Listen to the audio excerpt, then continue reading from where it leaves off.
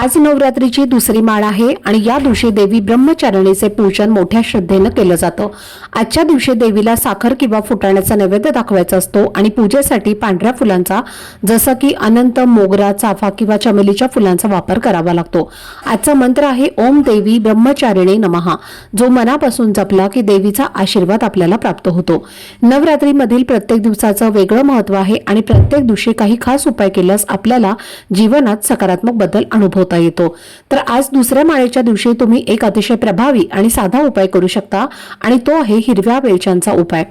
तर या दिवशी हा हिरव्या वेलच्यांचा उपाय केल्याने आर्थिक अडचणी दूर होतात, घरात सर्व बाजूनी पैशाचा प्रवाह सुरू होतो आणि काही अशक्य वाटणाऱ्या इच्छा सुद्धा देवीच्या कृपेने पूर्ण होतात। हा उपाय नेमका कसा करायचा, कोणत्या वेळेत करायचा आणि कोणत्या गोष्टी लक्षात ठेवायच्या आहेत याबद्दलची सविस्तर माहिती मी एका व्हिडिओमध्ये दिलेली आहे। तर तो व्हिडिओ पाहण्यासाठी तुम्हाला व्हिडिओच्या खाली चॅनलचा लोगो दिसेल, त्याखाली एक छोटासा त्रिकोण आहे, त्यावरती क्लिक करा म्हणजे योग्य ती माहिती तुमच्यापर्यंत पोहोचेल।